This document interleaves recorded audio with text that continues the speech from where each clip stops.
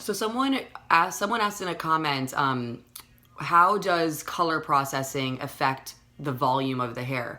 And it's not just color processing period that would affect volume, but if you get to a point of color processing that your hair becomes damaged high porosity, meaning that the cuticle is permanently open and the cortex is permanently exposed, your hair is going to absorb more water than it naturally does because the cuticle can't seal off when it has the water that it needs, so it absorbs excess water. So this is a really important thing for me to explain. So, and I say this to clients a lot, and I've been, I think, meaning to put it into a video, the difference between soaking wet and dripping wet.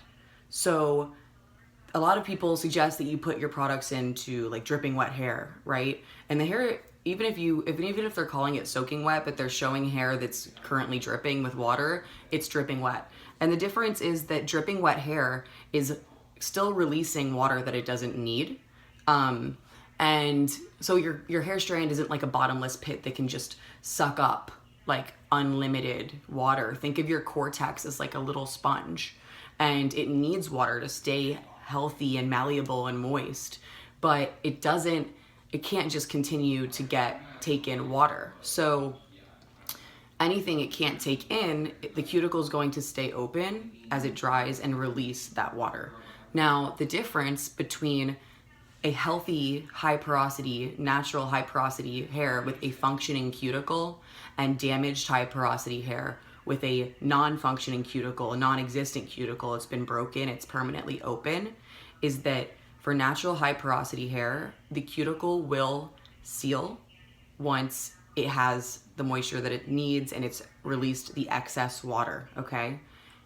Damaged high porosity hair, it will not seal in the water that it needs. It cannot seal it in, and so it loses the water that it needs, resulting in dry looking hair. So, but the two of them have a similar characteristic in that they both absorb more water than they need. Excess water, right? Excess, meaning more than needed, extra. And they both, because of that, swell. The hair strand swells, it becomes heavy, and it takes a long time to dry because it's more water that needs to be released. Hair that hasn't absorbed as much water is going to dry faster, naturally. And here we are talking about porosity again, because it's so fundamental. And, you know, if I can continue to explain things in different ways and relate it to different things, hopefully it can help more people understand what's going on with their hair, because I think it's cool that you guys really want to know what's going on with the cuticle. And so I'm getting better at explaining it. I never had to explain it to anybody until I started the YouTube channel. I just was able to, you know, make suggestions to them, and I didn't have to say why as much. And now I'm huge into the why. I love the why because it reminds me that I know what I'm talking about, you know, because I kind of explain it really well.